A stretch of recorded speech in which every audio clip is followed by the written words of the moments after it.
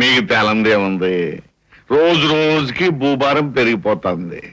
మనుషులకే భూమి మీద సోడుసాలగా కొండలు కోనలు కొట్టేస్తున్నారు. అలాంటప్పుడు దేవుడికి అంత సోటెందుకు చెప్పండి? అసలు దేవుడు అంటే ఎవరు? 3 అడుగులతో 3 లోకాలను ముంచేసే భగవంతుడు అనమాట.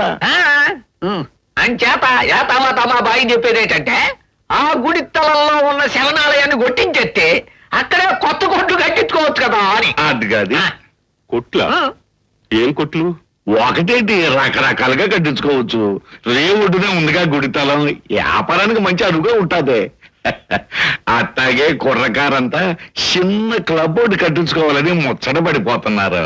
దేవుడి సన్నిధిలో క్లబ్బా?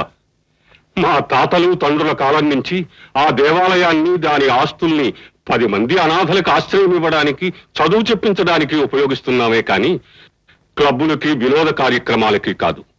అసలు ఈ ఆలోచన మీకు ఎలా వచ్చిందో నాకు అర్థం కావడం లేదు. గలగంటారేంటి సామి?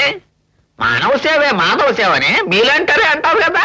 మీరు చేయదలుచుకున్నది సేవ కాదు, ఎద్దేవా. నా కంఠంలో ప్రాణం ఉండగా ఈ కార్యక్రమం జరగనివ్వను. క్షమించండి. అదిరా బామ్మద్ద, ఈ సాములో ఉండగా మనకు పనులు జరగవన్నమాట. యాతావాత నాకు కూడా అట్టగే అనిపిస్తుంది బాయ్యా.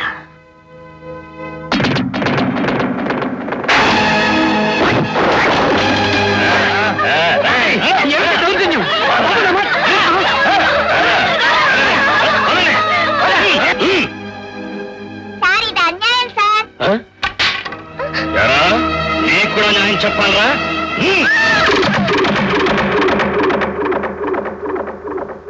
ఏంట్రా రెచ్చిపోతున్నారు? ఆగబోయ్, మధ్యలో నువ్వెవడవి? ఈ స్థలాన్ని ఆలయ ట్రస్టీ భద్రాచలం గారు నాకమ్మేశారు. అమ్మడానికి వాడేవడరా? ఈ స్థలం అమ్మినోడికి కొన్నోడికి బుర్ర బొక్కడిపోద్దామనుకున్నావా? అంతమ్మగాడివా? చూస్తావా? చూస్తారా?